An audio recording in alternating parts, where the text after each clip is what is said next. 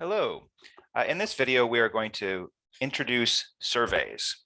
All right, so one of the things I'm going to do in this video to try and keep it to a reasonable length is I might try writing less because there is a lot of writing. And so if I'm describing things auditorially, but I'm not writing them down, that's just intentional because I'm just concerned that this will turn into a really long video just because of the amount of writing that is required. All right, so what we're going to do is we're going to talk about surveys. We're going to introduce a lot of terminology, a lot of definitions. It's going to be that kind of a video. So it's just going to be very heavy on terms, on definitions, on symbols, on notations, and then we're going to save a lot of the calculation work for the next section. Actually, not even the next section, 2 sections from now. But anyway, let's get started. So we're going to start off with terminology.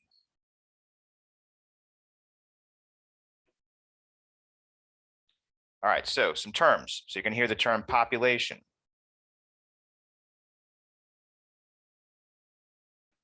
So a population is a group of objects or people we wish to study.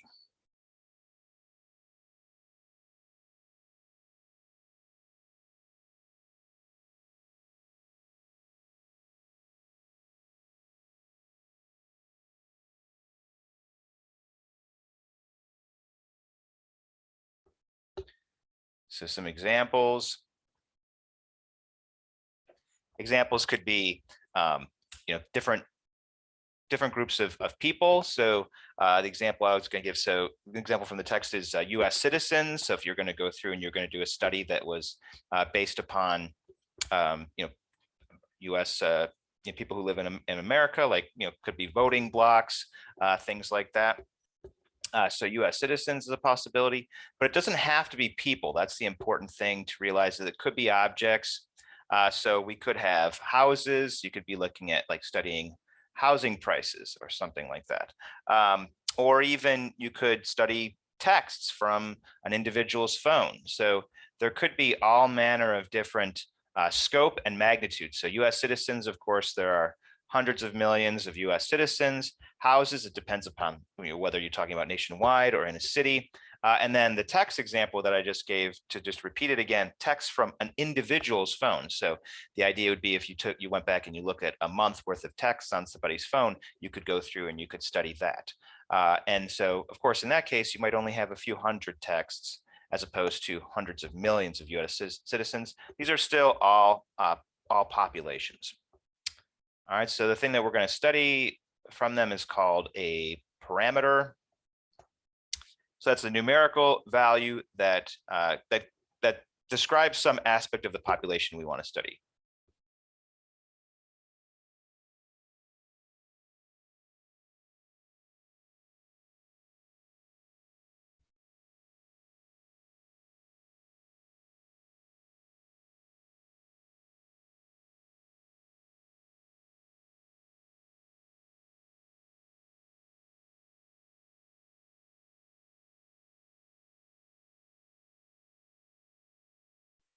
So examples, so could be the percentage of voters who plan on voting in an upcoming election.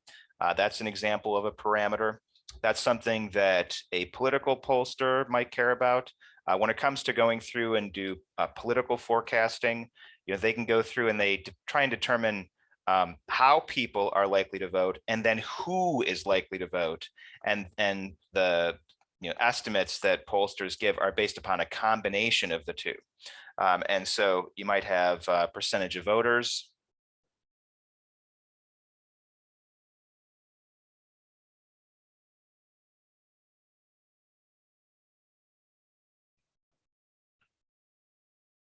Another possibility, you could go through and find the average length of an air traveler's legs. All right, so that's a very kind of a strange esoteric term from the text, but the idea there is that if you were designing an airplane and you wanted to go through and have an appropriate amount of leg room, hypothetically, you could go through and figure out how long people's legs are, and so how much leg room is necessary.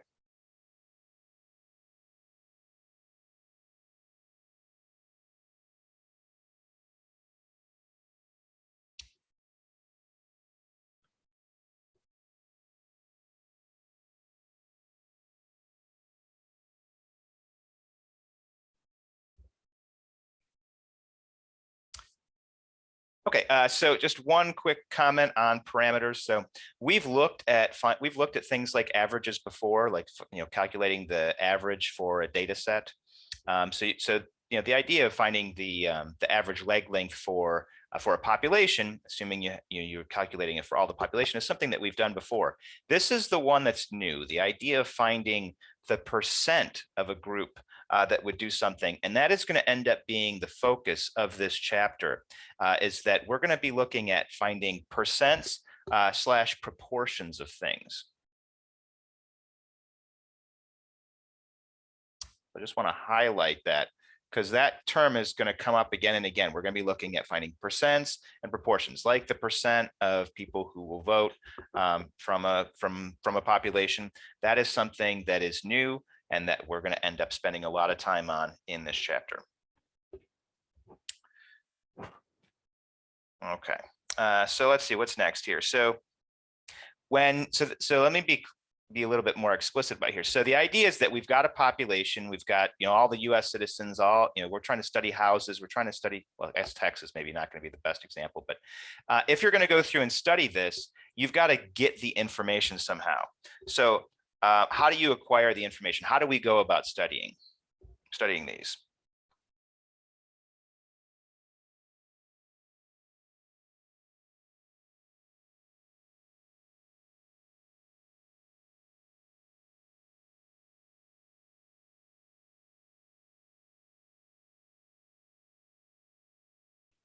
So there's going to be two options. Option one, we're going to call the census option. The census option is you literally go through and take the entire population, which you could do with text, but maybe would not be realistic for the other two.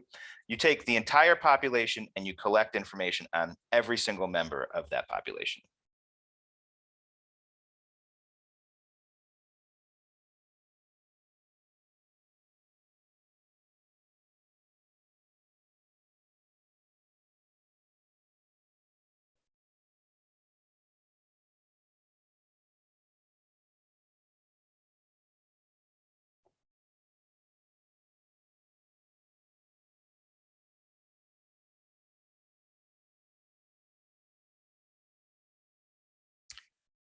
Frequently, that's not going to be realistic. We do a U.S. Citizen census every decade, but in general, you don't go through and do a census when there's hundreds of millions of people. Instead, what you do is you go through and you collect a sample.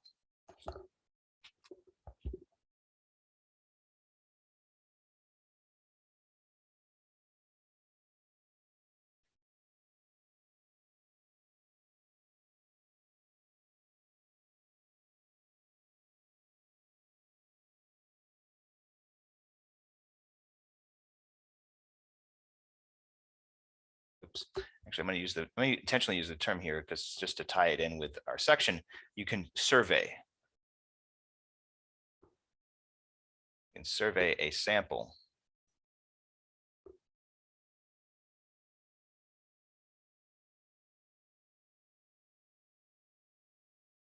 So just to be clear on what we're talking about here, we're talking about a subset. So if you've got 300 million US citizens, then you want to go through and calculate, you want to go through and find the percent of people who are going to vote. You don't talk to all 300 and something million US citizens. Instead, you go through and you survey a few thousand citizens, and then you try and derive results for the population, for the 300 million, from the few thousand.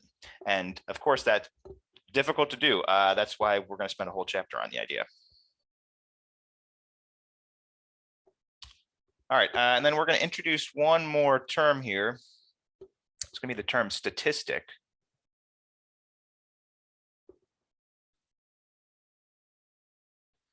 So statistic it's a numerical characteristic of a sample of data. So it's basically the same thing as the parameter. But the parameter is for the population. So parameter is tied to population. We're going to go through and we're going to define statistic to be the equivalent, but it's for the sample, right? The sample that we survey, the subset of the population.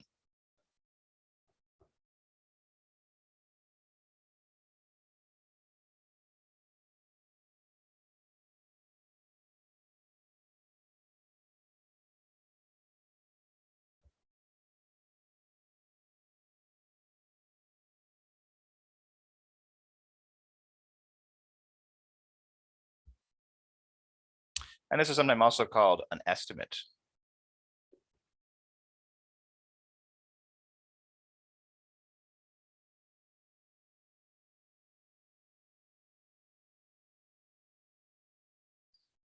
All right, so to go through and put all this together,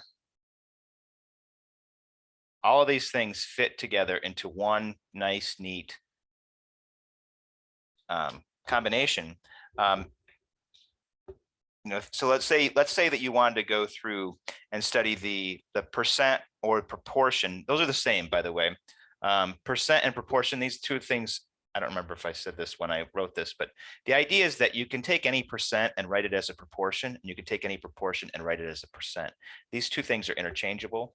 And so throughout the chapter, I will try and use both terms as often as I can to make it clear, that it could be either one. But if I occasionally, end up using like more, the one that I'm more likely to end up using is proportion, because that's the one that the text focuses on more.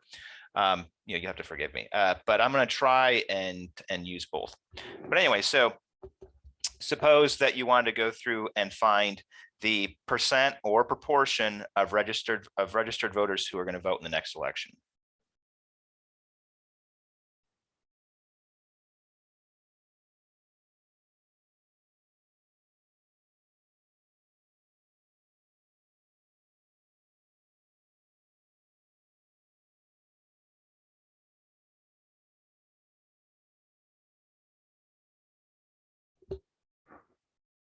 All right, so how do we go through and how would we go through and use all the definitions that we just came up with to discuss this? So the idea is that the people, actually the specific language that they used was registered voters, actually. So let's just go ahead and use that.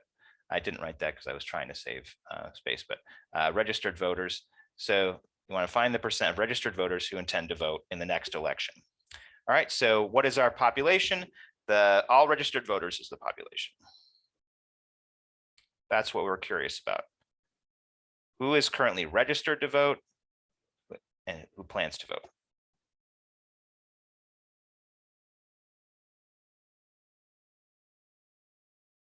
What is the parameter? It is the percent who / proportion who plan to vote.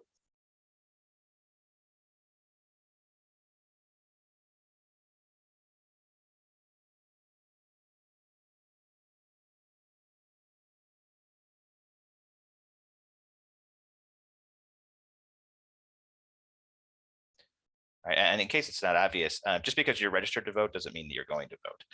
So registering to vote is the prerequisite to voting. So just to make sure that was clear. All right. And then so to going through and doing this, for all registered voters, there's got to be hundreds of millions of registered voters. So it's not going to be realistic to go through and collect the information for all the voters in order to calculate the percent / proportion directly. And so to go through and estimate our parameter, we're going to collect a sample of registered voters.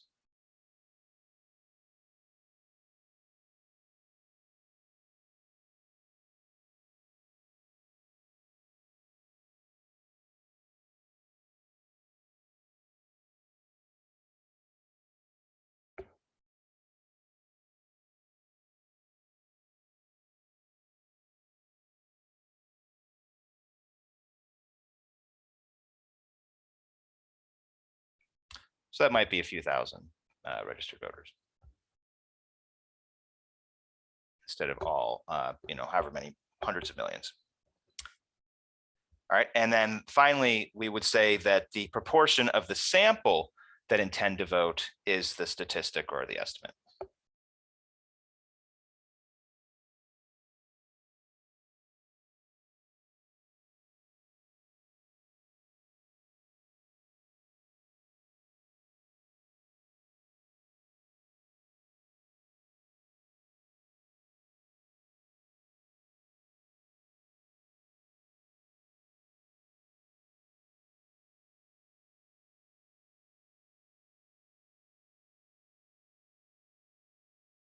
All right. So to tie all this together, I mean, I guess we're going to tie it all together a second time here.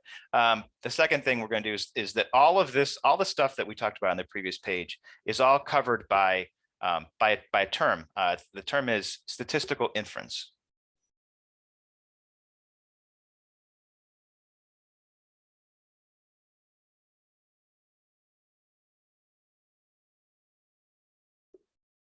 Right, and so when you do statistical inference, you draw conclusions about a population by using a subset.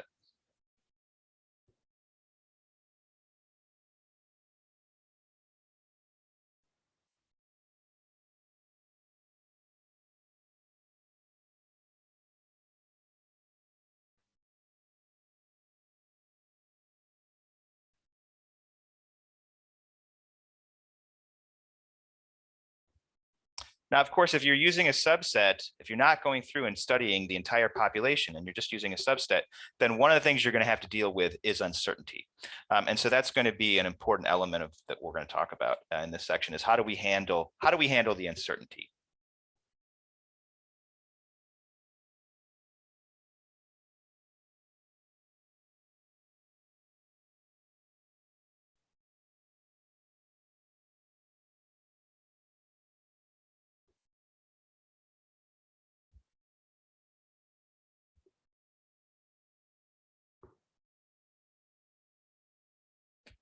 All right, so let's go through and try an example here.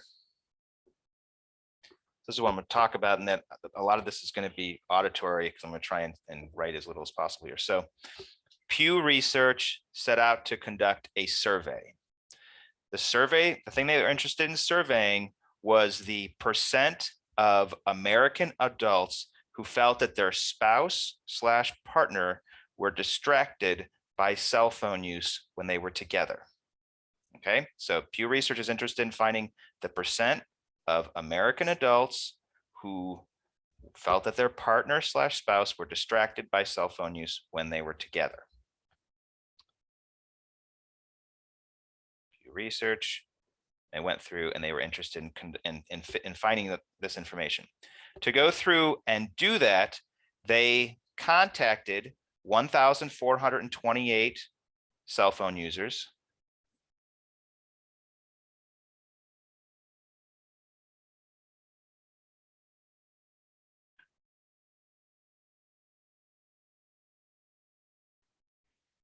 All right, so they went through and they contacted those cell phone users and they asked them, whether they felt that their spouse/partner were distracted by cell phone when they were together, and 25% said that they did feel that was true.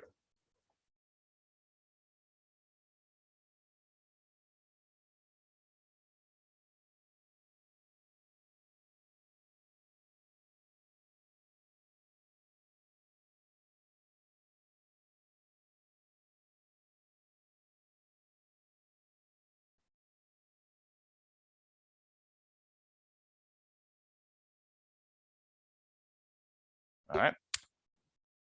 So question is, what is the population and what is the sample?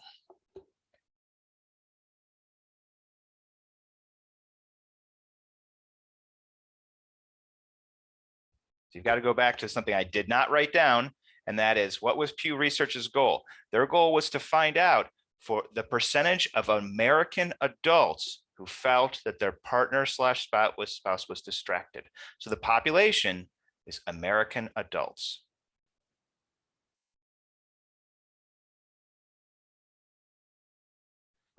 And if you want to be more specific about it, American adults who have cell phones, if you don't have a cell phone, then clearly you can't be distracted. And so the requirement to be in they're specifically looking for people who have cell phones because of that. All right, so that's the population. And then what is the sample?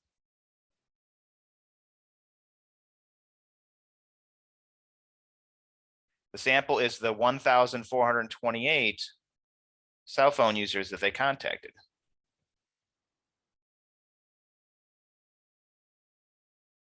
Right. What is the parameter?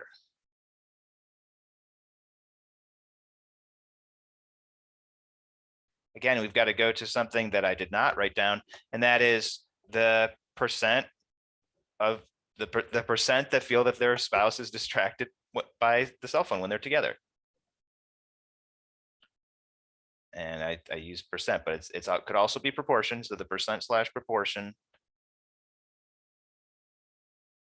who felt partner was distracted.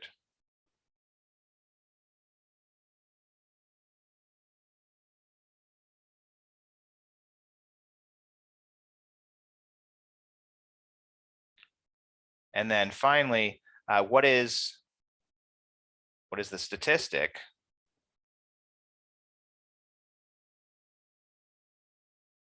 or estimate? Those terms are used interchangeably. All right, it is the 25% from our sample who said that their partner was distracted.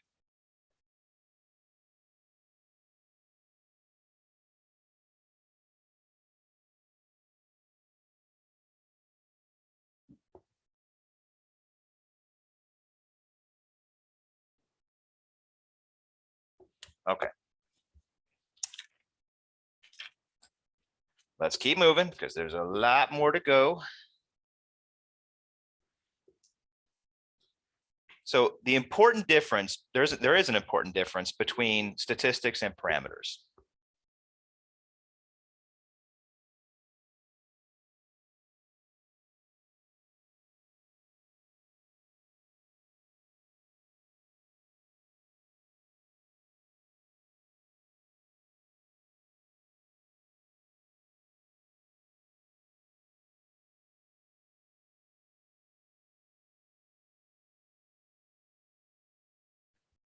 So the idea is that with a parameter is connected to the population. The population is assumed to be too large to study directly. And then, so we're going and we're looking at a subset.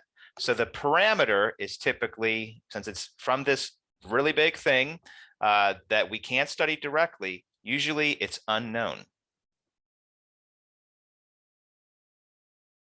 Meanwhile, the statistic comes from the sample. And so, of course, with a sample, we pick a small enough subset that we can go and actually talk to people or collect the information on an individual basis and go through and crunch the numbers directly. And so usually it is known. Okay. And there's a table for this from the text. Let's see, is there anything interesting on the table? Let's bring it up here. All right, so what we've got is we've got the table here, and it goes through and it shows the difference between, you can kind of lump these two together. The population, and they actually use the example we just did. So we've got things that are unknown. We don't have the percent, we don't have the direct information on the population of cell phone users because it's just, there's too many of them. And then, so because of that, we don't know what the parameter is, which is the exact percentage of all cell phone users who felt their partner was distracted. Meanwhile, so this is hundreds of millions of people. Meanwhile, we go through and we collect a sample, which is a few thousand.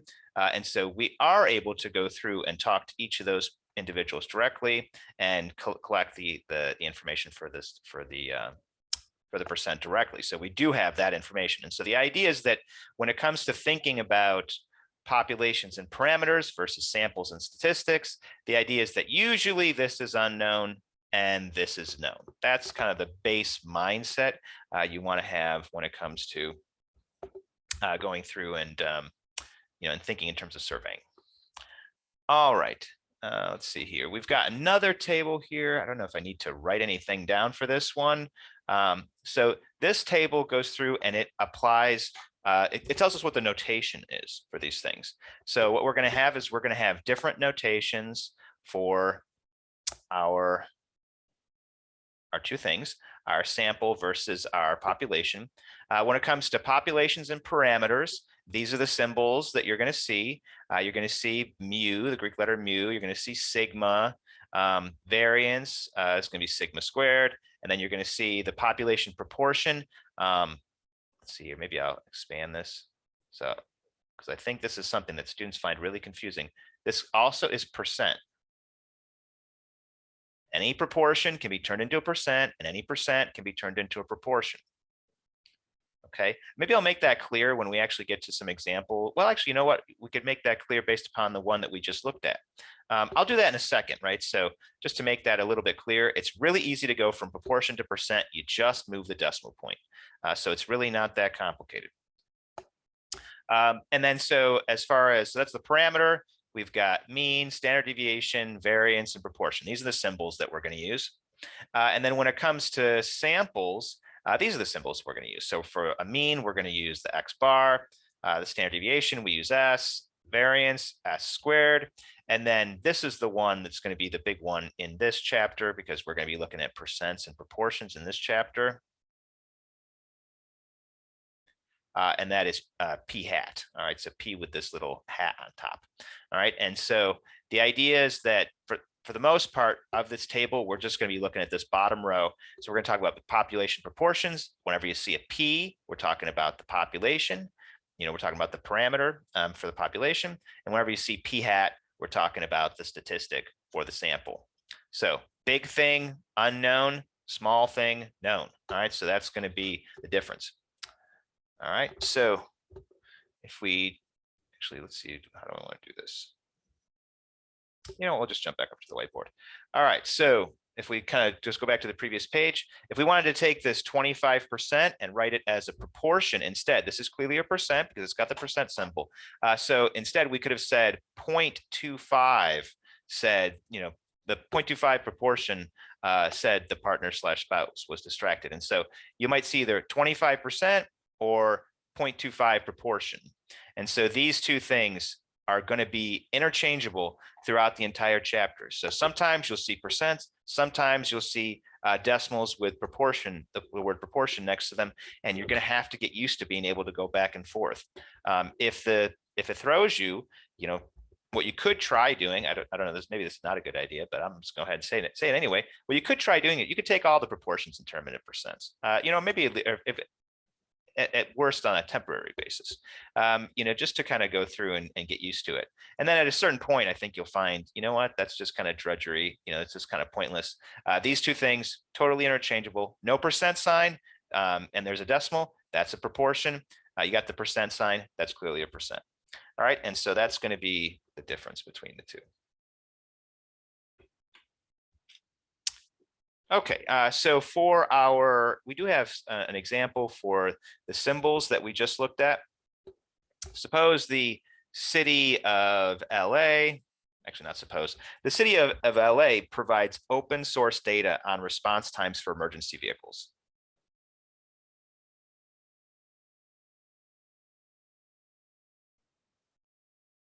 Open source just means that it's public. You can just look it up.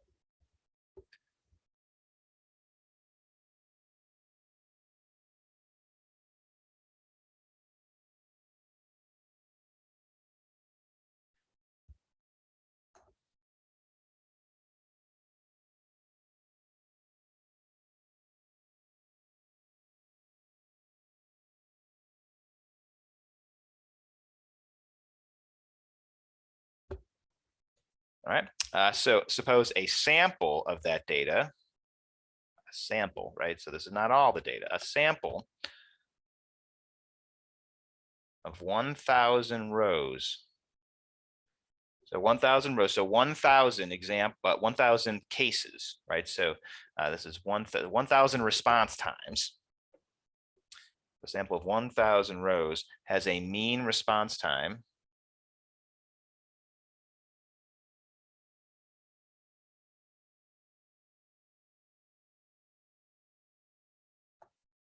of 8.25 minutes. And the proportion of vehicles that were ambulances involved in the response was 0.328.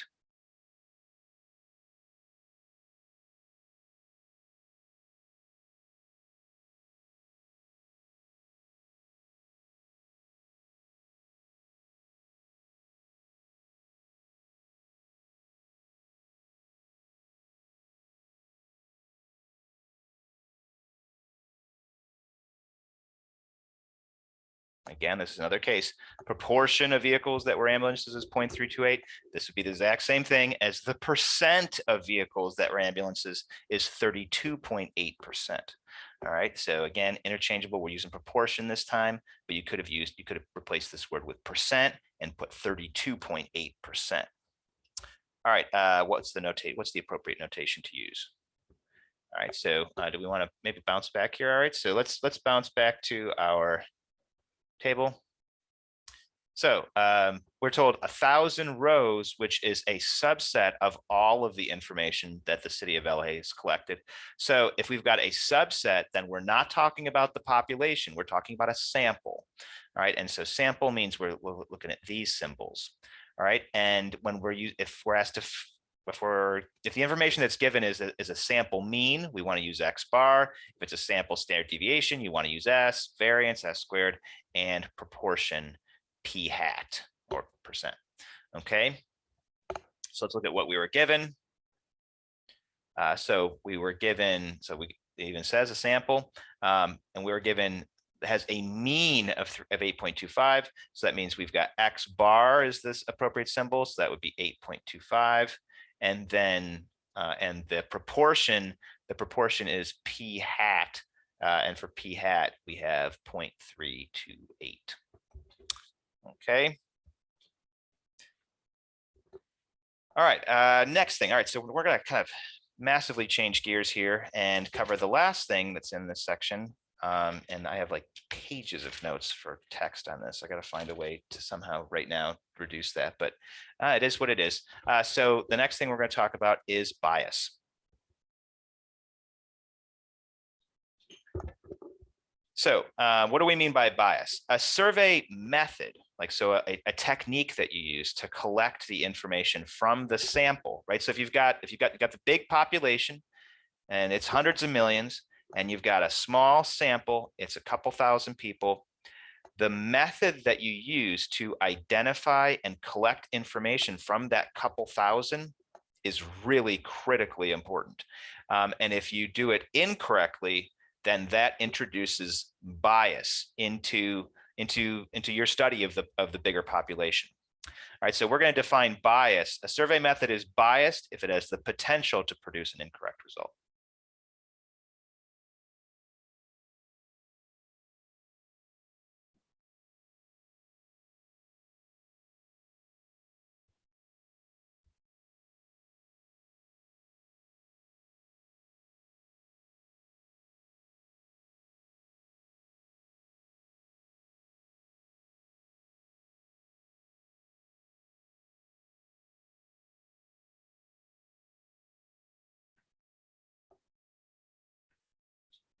All right, and we're going to look at cases.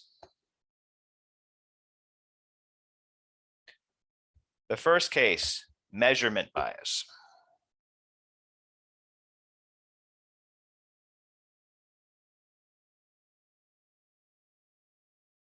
What is measurement bias? Measurement bias is when you ask, when you're surveying, you frequently are going to end up asking questions. When you ask survey questions that are misleading or influence the surveyee, the person who you're interviewing, you're asking the question from.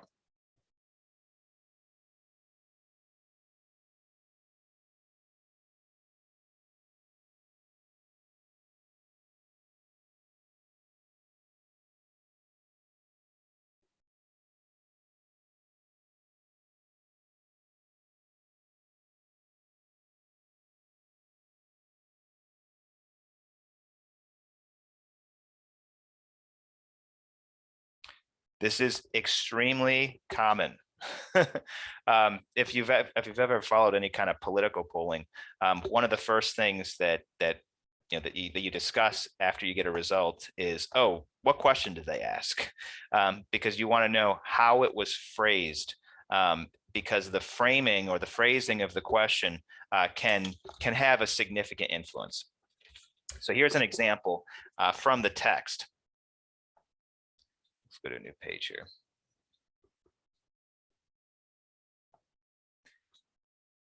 So a Quinnipiac, so that's one of the common pollsters, they asked New York residents a question. So I'm going to write down the question here, even though it's going to take a lot of time and space here, because when it comes to measurement bias, you need to really see and understand the question. So I'm going to write it down. Might want to fast forward, or there is a proposal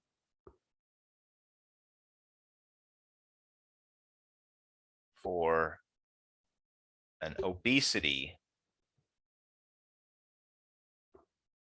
tax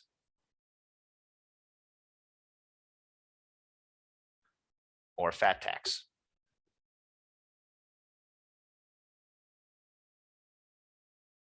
All right, let's use single quotes since this is already in quotes.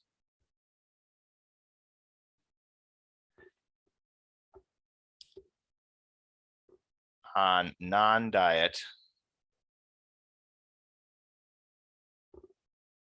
soft drinks.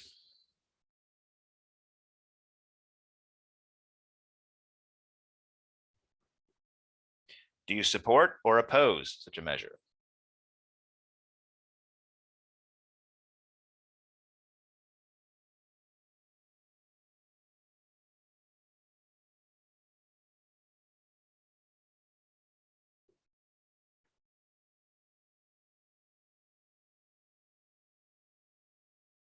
All right, so Quinnipiac went through and collected, so that they did a survey on a sample from the population. So this was asked of New York, a sample of New York residents. So they did not go through and contact all New York residents. They went through and collected a sample of New York residents and asked them this question. Then another firm, another polling firm, I didn't write down the name of this one, went through and they wanted to survey the same thing. And this was the question that they chose to ask. So this one was Quinnipiac. And then I don't remember the name of this one. This one's some other surveying firm. They're both talking to New York residents here. So same population, but the sample, of course, is going to be different. So this other company is they're going to contact different people. They're not going to end up contacting the exact same people. All right. And so this one is very strangely phrased, which is, of course, one of the most obvious forms of measurement bias is when you do phrase a question very strangely so that you confuse your audience. All right, let's see what they did. All right, so please tell me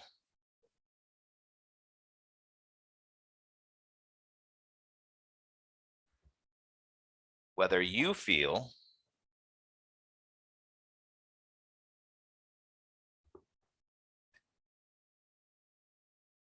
the state should take the following step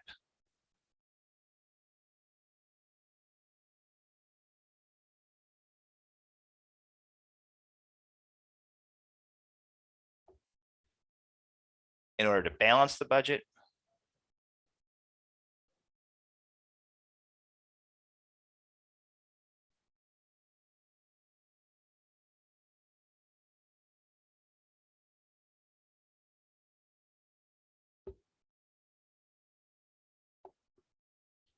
should seriously consider it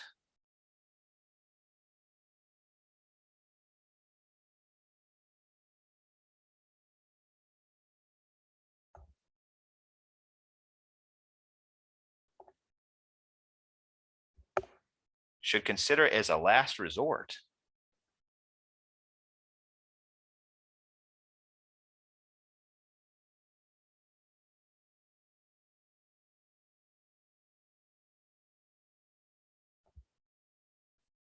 Or should definitely not consider taking that step.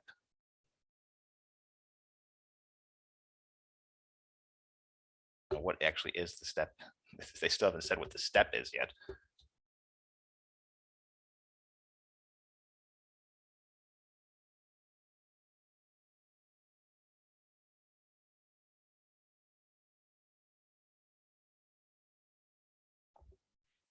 And the step itself is impose a new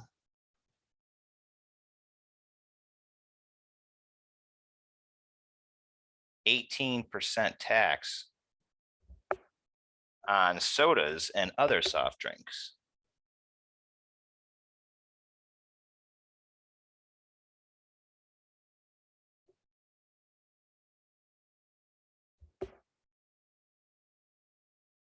Containing sugar.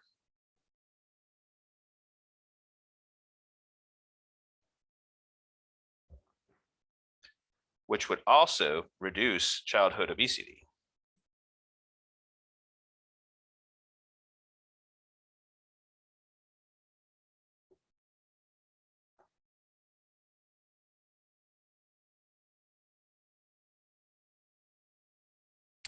So according to the text, these are real questions asked by pollsters.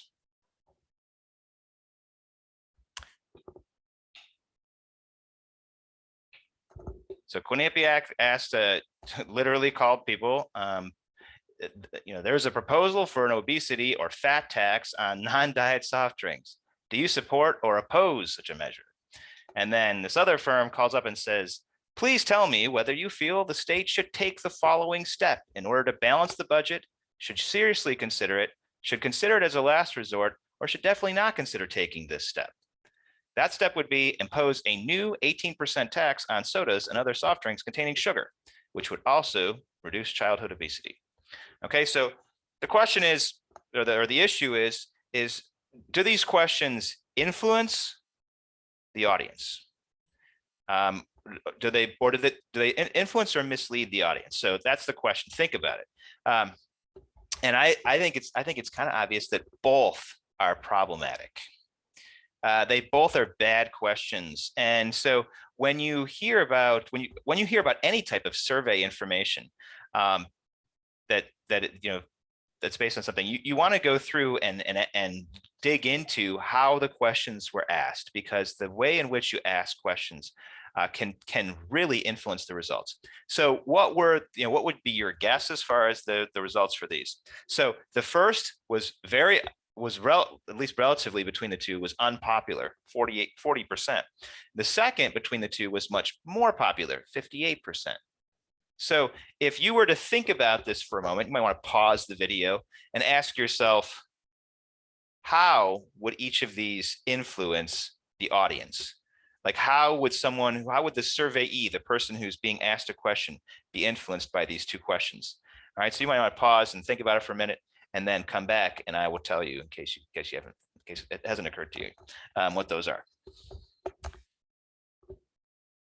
All right, so what's the problem for the first question?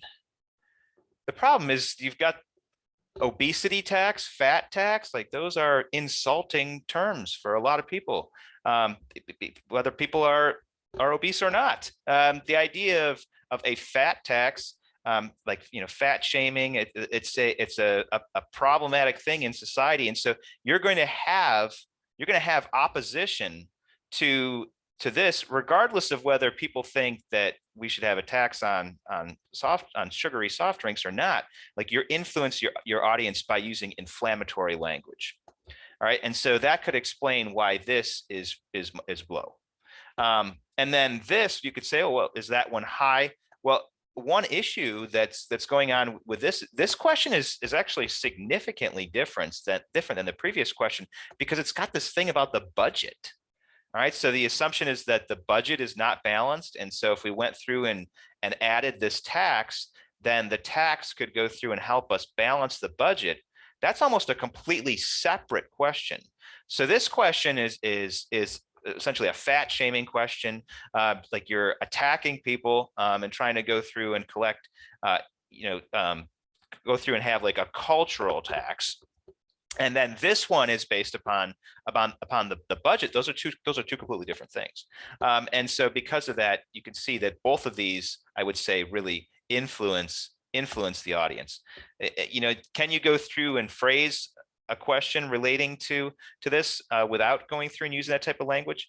I think so. Why couldn't you just go through and say, we want, should we impose an 18% tax on sodas and other soft drinks containing sugar, period? No childhood obesity, nothing about the balance of the budget.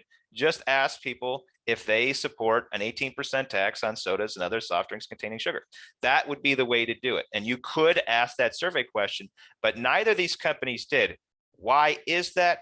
Because this is something that maybe is common knowledge. I think is common knowledge. Usually the people conducting the poll are interested in getting a certain outcome. Usually they're on one side or the other of some situation, and they're trying to go through and influence the result. I mean, that sounds terrible, but that's frequently the case. And that is that there's an agenda behind the survey companies themselves are not without agendas. Let me put it that way. Somebody can, I don't think I've gotten very many much in the way of comments on my videos. People can flame me in the comments and say, no, that's terrible. That's not true. I don't know. I think it's true, at least to a significant degree. Maybe not, I don't know. Like, what's a significant degree? Is it 50%? Is it 70%? A fair number of these polling companies are interested in influencing the results. All right, that's measurement bias. Sampling bias. It's the other major bias. What is sampling bias? It is when you survey a sample of the population that is not representative of the whole.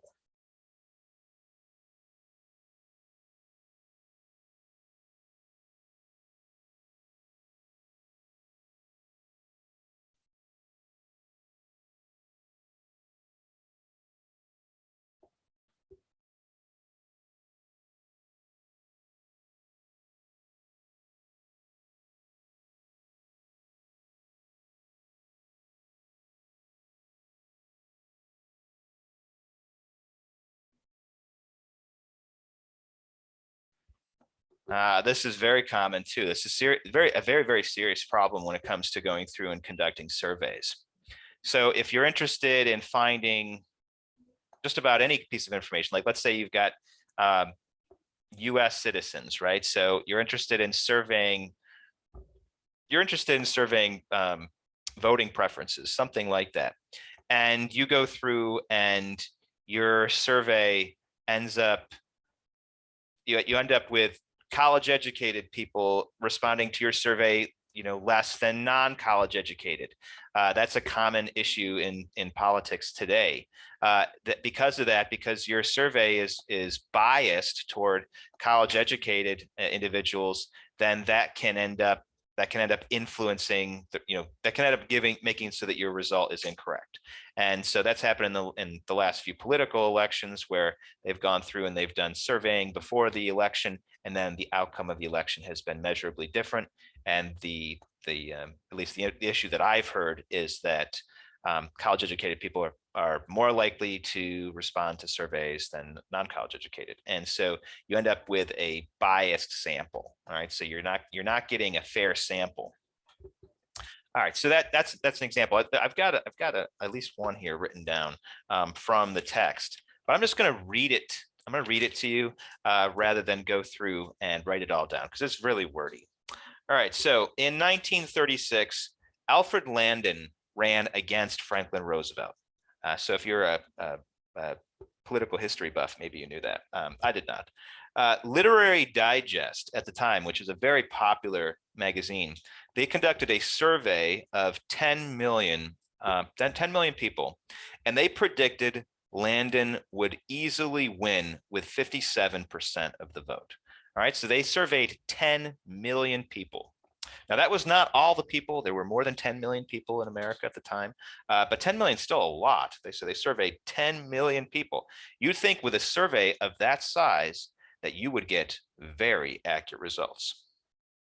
However, when the election actually occurred, Roosevelt won in a landslide. What happened?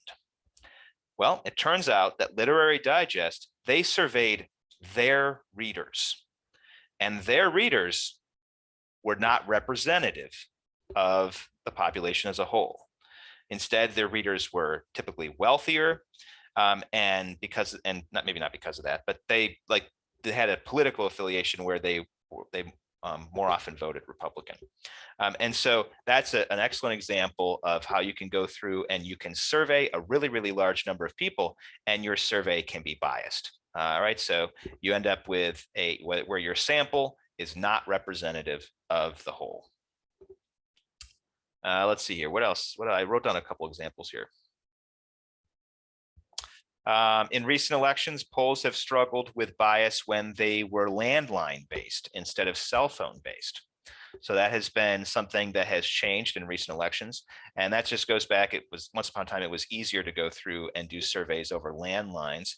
And so, and if you're like, what the heck's a landline? A landline is like the phone that you got in your house that's connected to the wall.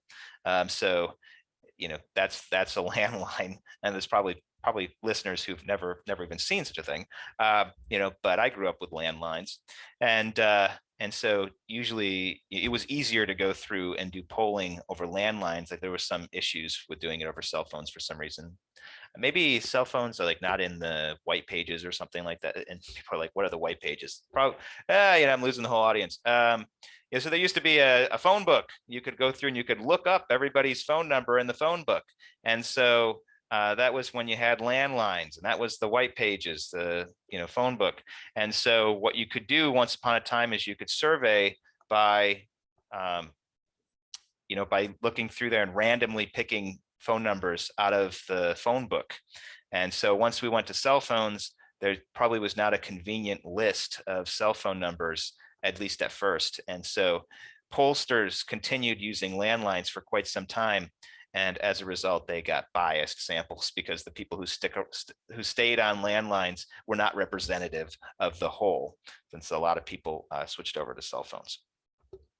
Another a very common form of sampling bias is when you have a voluntary rating system on websites. So just beware, this is one of those things, if you go to Amazon and you look at the reviews for Amazon, or you go to Rotten Tomatoes and you look at movie reviews, the sampling bias that exists there is that typically it's not convenient to go through and vote in these rating systems. And so because it takes some effort, the people who vote are typically the most passionate. And so what you're going to get is you're going to get a lot of votes at the extremes, much more than is probably typical. So if you went through and had someone who is like satisfied with the movie or the product that they purchased, but they're not ecstatic about it, then they don't bother to vote. Whereas the person who loved it or hated it, they do. They're the ones who go in, they log in, and they do what needs to be done. And so watch out for voluntary voting systems or rating systems, where the people who vote is not randomly selected. It's selected based upon the people who care the most. All right, so that's a very common form of sampling bias that I'm not sure if that one's well understood, if people think about that one. Okay. And then finally, right, so with all these, talking about all these biases, well, how should you go through and do a survey? How do you do it properly? So we're going to call that simple random sampling. This is the right way. Oop, not random. Simple random sampling. This is the proper way to go through and do a survey. And the key to going through and doing a survey properly is you have to use randomness.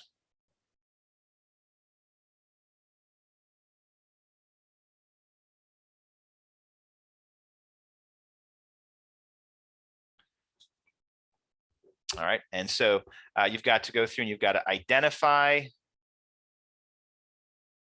the people who are in the sample randomly.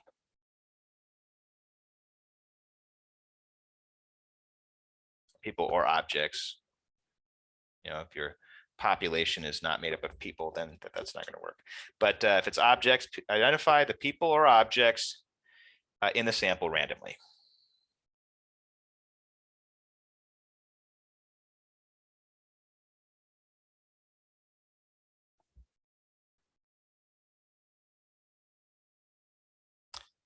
For terminology sake, If every member of the population is equally likely, then the sample is said to be non-biased.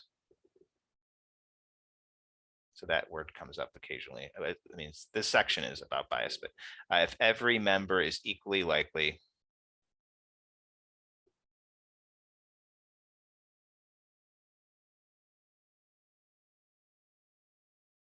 then the sample is non-biased.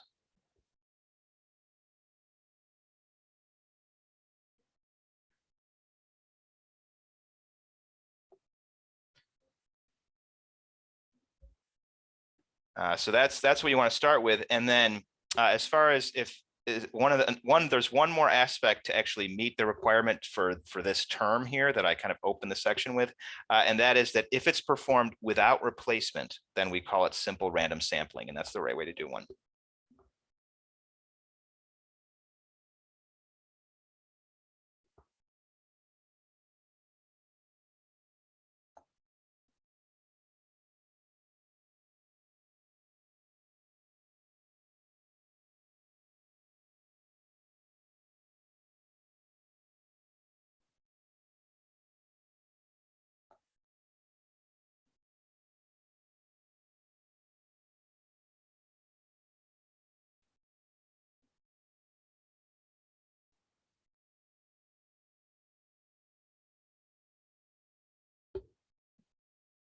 So you could go through and use randomness. However, if your randomness means that you reselect the same people again and again, then that's not sufficient to be to meet the simple random sampling requirement. And then they go through and use SRS as the acronym. All right. So if you so that's the key, is that you need to randomly select people and not select the same person twice. So that means that without replacement, that's what that means. The without replacement means that the person doesn't go back in once you go through and select them, right? So if you're selecting 1,000 people out of the 300 million people in the country, and you select someone and then you select them again, then that's not good. That's not good. Now, the issue with this is easier said than done. It sounds great. Okay, perfect. This is the perfect way to go through and do surveying. So, you know, so if that's the case, and we know it's the case, then then the assumption should be we just use this for all of our surveying, and there should be no problems, right? Well, this is easier said than done, because of response bias. Ooh, another bias comes up, response bias. All right, so response bias is when only certain people, when only certain people respond to the survey.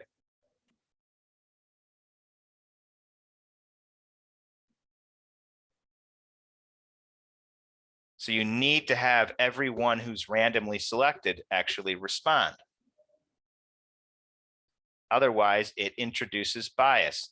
And so that's kind of the case that I actually have kind of touched on that twice already. So once would be, or multiple, twice, at least twice. So the landline example, was that, I guess that doesn't really cover it. What am I trying to say here? So the political case where you go through and you contact college educated people versus non-college educated people, and only the college educated people respond, that's response bias. So I did cover it there. And then the other case would be in the product or movie review example. Now, in that case, it's voluntary and that the person goes to the website, but it could also be the other way around, where, like, let's say you went and saw a movie and then you were emailed a survey question, and then only the people who cared the most responded to the emails, right? So the people who were just kind of lukewarm on the movie, or luke cold, is that such a thing? The people who were just kind of, felt meh about the movie, they didn't respond to the email, but the people who felt really strongly, they did. That introduces response bias. All right, so you could have a perfect system for randomly selecting individuals, to go through and do your surveying, and then the fact that not everybody responds ends up screwing up your survey.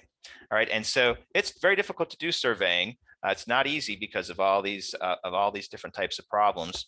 And anyway, that's what we're going to be talking about in this chapter to some degree. All right, so that's it for this video. Thank you for watching. I hope this one was short, and I'll see you next time.